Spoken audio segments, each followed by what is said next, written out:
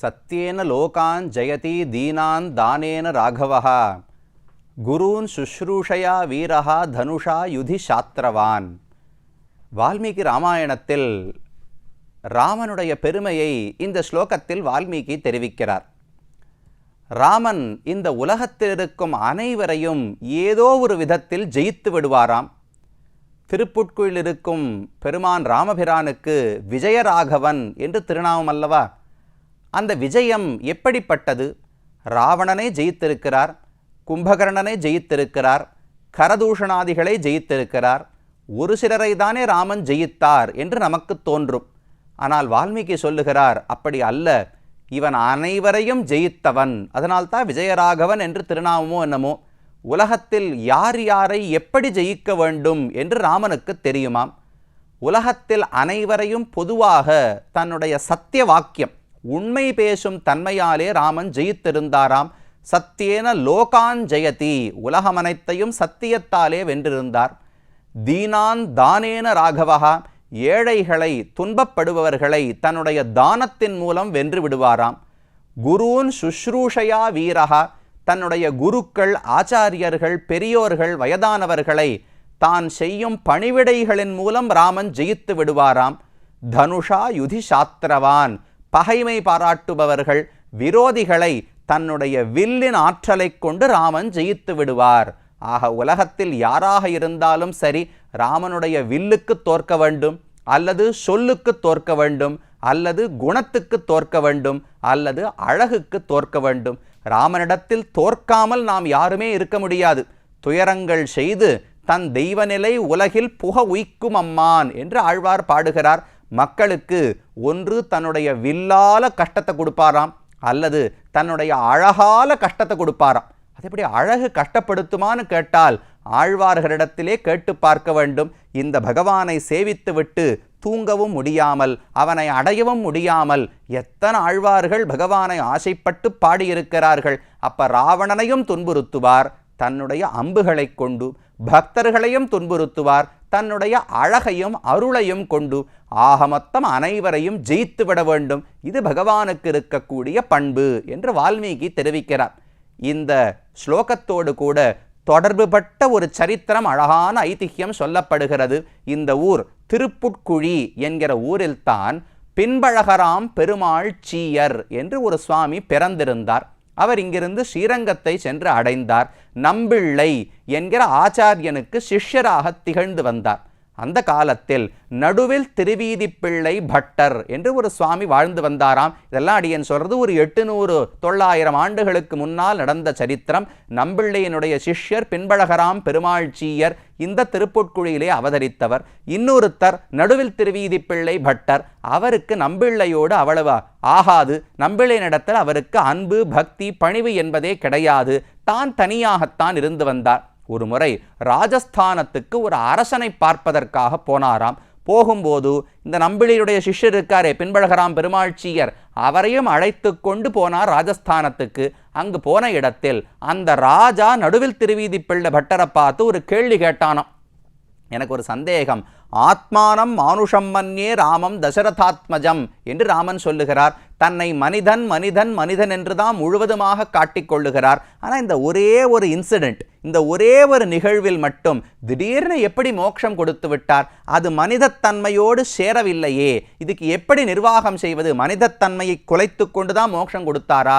இல்லை ராமன் அப்போதும் மனிதனான இயல்பை தாண்டாமல் நடந்து கொண்டார் என்று சொல்லுவதற்கு வழி உண்டா என்று அந்த ராஜா கேட்டார். இவருக்கு பதில் தெரியல. நடுவில் திருவீதி பிள்ளை பட்டருக்கு என்ன சொல்றதுன்னு தெரியல. உடனே பக்கத்தில் இருக்கிறவர் பின்பழகராம் பெருமாள்ச்சியர் இருந்தார். அவரிடத்துல கேட்டாராம், உங்க ஆச்சாரியன் நம்பிள்ளை இதுக்கு தானே பதில் சொன்னது உண்டா? என்ன பதில் சொல்லுவதென்று தெரியவில்லைன்னு கேட்டாராம். அப்ப அவர் சொன்னார், ஆமா, எங்க ஆச்சாரியன் சொல்லியிருக்கார், நம்பிள்ளை இதற்கு நிர்வாகம் செய்வது சத்யேன லோகான் ஜெயதி என்கிற ஸ்லோகத்தை கொண்டு பதில் கூறுவார் என்று இவர் சொல்லியிருக்கார். உடனே அவருக்கு புரிஞ்சு போச்சு. என்ன அர்த்தம்னால், சத்யேன லோகான் ஜெயத்தின்னு இருக்கோ இல்லையோ, அதுக்கு ஒரு உள்ளுரை பொருள் உண்டு. ஒருவன் வாழ்நாள் முழுவதும் உண்மையே பேசிக்கொண்டு வந்தான் என்றால் அதுல ஒரு சக்தி அவனுக்கு கிடைக்குமா? என்ன சக்தினால், இவன் பேசினது எல்லாம் உண்மையாக தொடங்குமா. எப்படி மாறி போறது பாருங்க. உண்மையானதையே பேசிக்கொண்டிருந்தால் நாம் பேசுவதெல்லாம் உண்மையாகத் தொடங்கும் என்று சாஸ்திரம் தெரிவிக்கிறது. அப்ப சத்தியேன லோகான் ஜெயதி என்றால் ராமன் வாழ்நாள் முழுக்க சத்தியத்தையே பேசினாரா? அதனால் அவர் பேசுவதெல்லாம் உண்மையாகக்கூடிய வல்லமை அவருக்கு இருக்கா? ஆக மனிதனாக இருந்து கொண்டே தன்னுடைய இந்த சக்தியை கொண்டு நீ வைகுந்தத்துக்கு போன ஜட்டாயுவை பார்த்து சொன்னவுடனே அவர் வைகுந்தத்துக்கு போனார். அவர் பரமாத்மாவாக இருந்து வைகுந்தத்தை கொடுக்கவில்லை, மனுஷனாக இருந்தே உண்மை பேசும் சக்தியாலேயே வைகுந்தத்தை ஜெயித்து வைத்திருந்தார். அதனால கொடுத்தார்னு நம்பிள்ளை தெரிவிப்பார் என்று பின்பழகராம் பெருமாள்சியர் சொல்ல, அந்த பதில ராஜாவினிடத்தில் நடுவில் திருவீதி பிள்ளை பட்டர் சொன்னார். ராஜாவுக்கு ரொம்ப சந்தோஷம். அப்போதுதான் நடுவில் திருவீதி பிள்ளை பட்டர் புரிந்து கொண்டாராம், ஓ நம்பிள்ள ரொம்ப பெரிய ஞானி மகான் போல் இருக்கிறது, நாம் தான் அவரிடத்துல பொறாமைப்பட்டு தவறாக நடந்து கொண்டோம் என்று புரிந்து நேர ஸ்ரீரங்கத்துக்கு வந்து நம்பிள்ளை திருவடிகளையே ஆசிரயித்தார் என்று குரு பரம்பரை தெரிவிக்கிறது. அந்த பின்பழகராம் பெருமாள்சியர் அவதரித்த திருத்தலம் இந்த திருப்புட்குழிதான். இங்கு இருக்கக்கூடிய விஜயராகவ பெருமானை தரிசித்துக் கொண்டோம். இந்த பெருமானை பற்றி திருமங்கையாழ்வார் தன்னுடைய ஒரு பாசுரத்தினுடைய ஒரு சின்ன பகுதியிலே மங்களாசாசனம் செய்கிறார். மொத்தம் 2 பாசுரங்கள். பெரிய திருமொழியில ஒரு இடம், 2ஆம் பத்து 7ஆம் திருமொழி. திருமங்கையாழ்வார் திருநீர்மலை என்கிற திவ்யதேசத்தை பற்றி பாடிக்கொண்டு வரிசையா பல திவ்யதேசங்களை பாடுறார். திரு இடவெந்தை என்று மேல நாம சேவிக்க போகிறோம். நித்திய கல்யாண பெருமாள் இருக்காரு. திரு இடவெந்தையை பற்றி பாடக்கூடிய பதிகத்தில் ஒரே ஒரு வார்த்தையால இந்த திருப்புட்கொழியை பற்றி பாடுகிறார். அதை தவிர தன்னுடைய திருமடல் பிரபந்தத்தில் புட்கொழியம் போரேற்றை என்று தனியா நேத்திக்கு ஒரு பாசுரம் பார்த்தோமே, அந்த பாசுரத்தையும் பாடுகிறார். இந்த பாசுரம் 2ஆம் பத்து 7ஆம் திருமொழியினுடைய 8வது பாசுரத்தில் தெரிவிக்கிறார், அலம்கெழு தடக்கை ஆயன் வாயாம் ஆம்பர்க்கு அழியுமால் என் உள்ளம் என்னும் புலம்கெழு பொருநீர் புட்குழி பாடும் போதுமோ நீர்மலைக்கென்னும் குலம்கெழு கொல்லிக் கோமளவல்லி கொடியடை நெடுமழை கண்ணி இளங்கெழில் தோழிக்கு என் நினைந்திருந்தாய் இடவெந்த எந்த பிரானே என்று திருமங்கையாழ்வார ஒரு பெண்ணாக நினைத்து கொள்ளுங்கள். பரகால நாயகின்னு பெயர். அந்த பெண்ணு எப்பவுமே இடவெந்த பெருமாளையே நினைச்சுட்டு இருக்கா. ஆனா அவன் மனசுல என்ன நினைத்து கொண்டிருக்கிறான் என்று தெரியவில்லை. அதனால் அந்த பெண்ணினுடைய தாயார் பெருமாளிடத்துல கேட்கிறாளாம், இந்த பெண்ணை பத்தி நீ என்ன நினைக்கிறாய்? இவளை ஏற்றுக்கொள்வதாக இருக்கிறாயா இல்ல கைவிட்டு விடுவாயா? என் பெண் எப்படி இருக்கிறாள்னு தாயார் அந்த பிள்ளை கிட்ட சொல்றாளாம். அலம்கெழு தடக்கை ஆயன் வாயாம்பர்க்கு அழியுமால் என் உள்ளம். அலம்கெழு தடக்கை, ஹலம் என்கிற பெரிய ஆயுதத்தை ஏந்தின கண்ணன். ஆயன்னா கண்ணன் தானே. அந்த கண்ணன் வாயில வச்சுன்னு புல்லாங்குழல் ஊதராரே, அந்த புல்லாங்குழல் இசைக்கு என்னுடைய மனசெல்லாம் குழஞ்சு போறது. அழியுமால் என் உள்ளம், என்னுடைய உள்ளமே அழிந்து போய்விடும்படிக்கு ஈடுபட்டு இருக்கிறேன் என்னும் என்று என் பெண் சொல்லுகிறாள். புலம்கெழு பொருநீர் புட்கொழி பாடும், அழகான தண்ணீர் வளம் அனைத்தும் உடையதான பொருநீர் புட்கொழி, அப்படிப்பட்ட திருப்புட்குழி இருக்கக்கூடிய பெருமானை பாடும். அந்த பெருமானுடைய பெருமைகள், அந்த க்ஷேத்திரத்தினுடைய பெருமைகள், இதையேதான் என்னுடைய பெண் பாடிக்கொண்டே இருக்கிறாள். போதுமோ நீர்மலைக்கென்னும், வாங்கோ நாம திருநீர்மலைக்கு போகலாமா, நீர்வண்ண பெருமாளை சேவிக்கணும்னு ஆசையா இருக்கு. அப்ப பாடுறதெல்லாம் திருப்புட்குழி பெருமானை பற்றி, உள்ளத்தில் நினைப்பதெல்லாம் எங்கோ இருக்கக்கூடிய கண்ணனை பற்றி, போகணும்னு ஆசைப்படுவது திருநீர்மலைக்கு. இப்படித்தான் என்னுடைய பெண்ணு மனசு மொழி மெய் அனைத்தாலும் உனக்கே ஈடுபட்டிருக்கிறாள். எப்படிப்பட்டவள்? குலம் கெழு கொல்லி, கொல்லிமலையில் பிறந்தது போல உயர்ந்த குலத்திலே பிறந்தவள். கோமளவல்லி, கோமளம்னா ரொம்ப அழகான ஒரு கொடி போல ரொம்ப மெல்லிய இடை உடையவள், அழகான பெண்மணி. கொடி இடை நெழுமழை கண்ணி, ரொம்ப சிறுத்த இடை உண்டு. கண்ணுல பார்த்தா என்னமோ அருவி கொட்டுவது போல கண்ணீர் கொட்டி கொண்டே இருக்கிறது. நெடுமழை கண்ணி இளங்கெழில் தோழிக்கு என் நிறைந்திருந்தாய். அழகான தோல் அழகு படைத்தவள் என்னுடைய பெண். இந்த பெண்ணை உன் மனத்தால் என் நினைந்திருந்தாய். இவளை அனுகிரகிக்க வேண்டும் நினைத்திருக்கிறாயா இல்ல தவறு சொல்லி தள்ளிவிடப் போகிறாயா? உன் மனதில் இந்த பெண்ணை பற்றி என்ன அபிப்பிராயம் என்று தாய் கேட்கிறாளாம். அப்படி அழகாக திருமங்கையாழ்வார் ஆட்பட்டு புட்கொழி பாடும். எப்பவுமே திருப்புட்குழி விஜயராகவ பெருமானையே என்னுடைய பெண் பாடிக்கொண்டிருக்கிறாள் என்று தாய்ப்பாசுரமாக அமைந்திருக்கிறது. இதுதான் இந்த ஊருக்கான மங்களாசாசனம். திருமங்கையாழ்வார் இங்கு ஒரு பாசுரமும் திருமடலில் ஒரு பாசுரமும் பாடினார். அதோடு ஆழ்வார்கள் மட்டுமல்ல, ஆச்சாரியர்களுக்கு இந்த திருத்தலத்தோடு நிறைய தொடர்புகள் உண்டு. இந்த கோவிலையே பிரதட்சணமாக வந்தோம்னால் முதல்ல ராமானுஜருடைய சந்நிதி இருக்கிறது. இந்த ஊரில் ராமானுஜர் பல ஆண்டுகள் எழுந்தருளி இருக்கிறார். யாதவ பிரகாசர் என்று ஒரு அத்வைத சந்நியாசி, அவரிடத்தில் தான் உபனிஷத்துக்களுடைய அர்த்தங்களை எல்லாம் ராமானுஜர் கற்றுக்கொண்டார். அதெல்லாம் நடந்தது இந்த திருப்புட்குழியில தான். பிரதட்சணமாக வரும்போது இங்கே ஒரு மண்டபம் இருக்குது. அந்த மண்டபத்தில் சின்னதாக ஒரு சித்திரம் வளைந்து வைத்திருப்பார்கள். யாதவ பிரகாசரிடத்தில் ராமானுஜர் அமர்ந்து கல்வி கற்பது போல சித்திரம் இருக்கும். அங்குதான் ராமானுஜர் அவருடைய தம்பி எம்பார் கோவிந்த பெருமாள் 2 பேரும் கல்வி கற்றார்கள். அவர் அத்வைத்தத்தின்படி அர்த்தங்கள் எல்லாம் சொல்ல ஆரம்பித்தார். ராமானுஜருக்கு அது சரியாகப்படவில்லை. பல இடங்களில் கருத்து வேறுபாடுகள் எல்லாம் ஏற்படுமாம். அது அனைத்தும் நடந்தது இந்த திருப்புட்குழி திவ்யதேசத்தில், இந்த பெருமானுடைய ஆஸ்தானத்தில். அப்ப ராமானுஜருடைய சன்னதியை சேவித்துக் கொள்ளலாம். அடுத்து வந்தோம்னால் மணவாள மாமுனிகளுக்கு இங்கு சன்னதி உண்டு.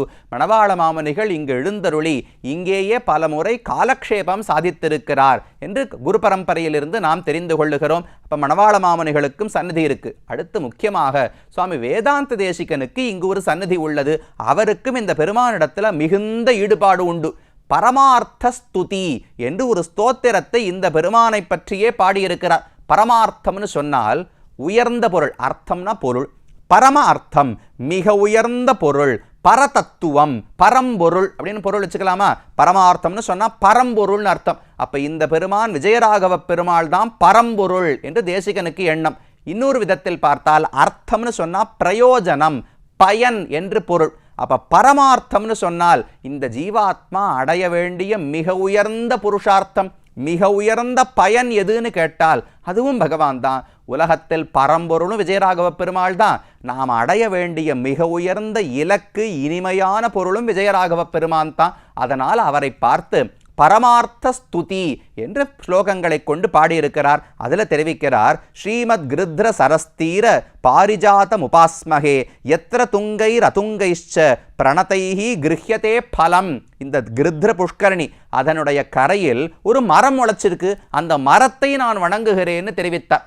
சுவாமி, குளத்தங்கரையில் மரம் உழைக்கிறதெல்லாம் ஒரு பெரிய விஷயமானால், இது சாதாரண குளம் அல்ல, ஜட்டாயு புஷ்கரணி.